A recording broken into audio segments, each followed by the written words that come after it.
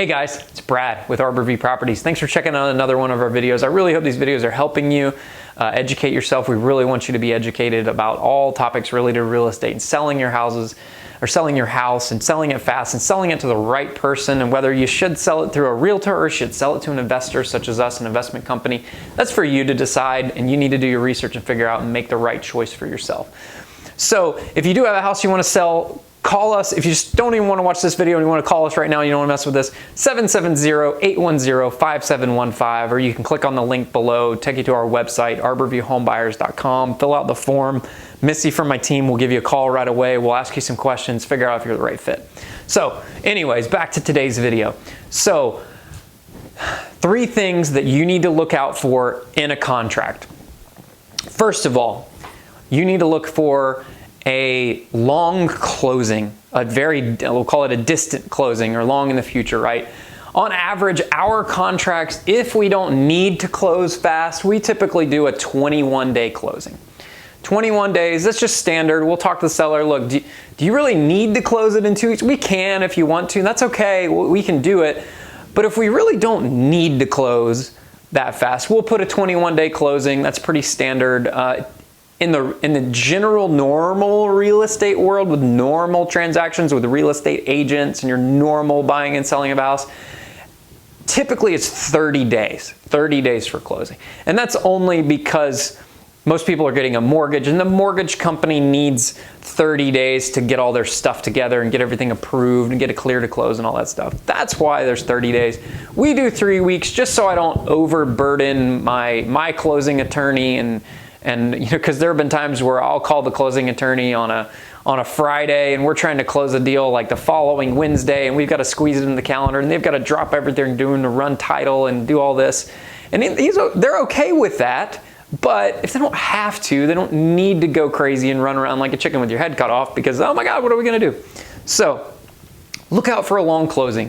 If they're giving you, if it's a 45 or 60-day closing without you asking for it, in the first place, that's too long, guys. Like, that's way too long. They're dragging it out. They're probably trying to find time to either sell the property, or they're trying to find time to get some money together. Maybe they don't have the money. I don't know, but that's just entirely too long.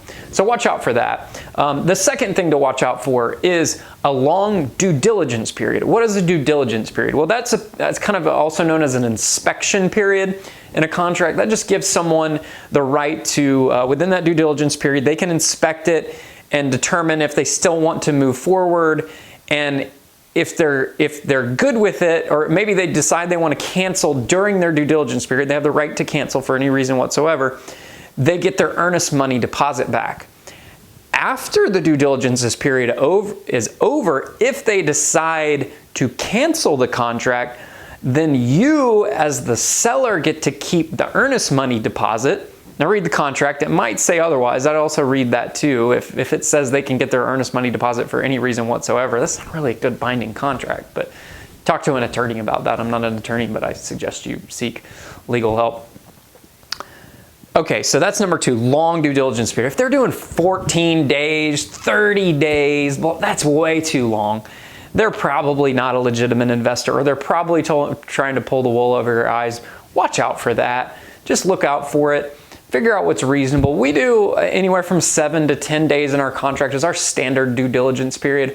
I'll do 0 if I'm pretty confident in the house and I know that, look, there's no issues with this. We'll do 0 if you feel comfortable, if that makes you comfortable. We'll do 0 if we feel like we're pretty confident in the deal. Sometimes I might see something like a crack in a foundation, and I may want to get my foundation guy out there, and I need a couple days, 2 or 3 days to get him out there and look at it. That's why we would do a longer due diligence period. So pay attention to the due diligence period in your contract. The last thing is escape clauses. That's number 3. So escape clauses. Look for escape clauses in the contract. These can be clauses like, this deal is subject to partner approval, or the buyer can cancel for any reason whatsoever, even after the due diligence period. Basically gives them a reason to bail on the contract and not follow through with their agreement, which basically meant your contract wasn't worth the paper it was printed on to begin with. So read through your contract. If you don't know and don't understand these legal terms, consult an attorney about it. We at Arborview Properties have a pretty simple and easy to understand contract. It's only 3 pages long. I had my attorney draft it for me. I wanted it as simple and easy for both to provide protection to both parties. Our contract is not, like a lot of contracts are very one-sided. I wanted to make sure that both parties were protected, and it followed the general, I say standard, but not really standard, general standard contract verbiage that most real estate contracts have. I wanted it to be very simple and easy to understand. So ours is only 3 pages long. It's super easy to understand. If you have any questions about our contract, please ask us. We'd be more than happy to help you. We're not trying to hide anything from you. We want you to understand what you're getting into and what you're signing. If you have any questions, please ask. Or if you need to consult an attorney about it and get your own attorney to review it, that's okay too. We encourage you to do your due diligence and do your research to make sure you're making the right decision for your house. So again, thanks for checking out this video. Those are the top 3 things that you need to watch out for when working with an investor and their contracts. So I really hope that helped. If you have a house you need to sell, again, I said this again, and I said it before and I'll say it again, call 770-810-5715 or click on the link below in the description to go to our website at arborviewhomebuyers.com.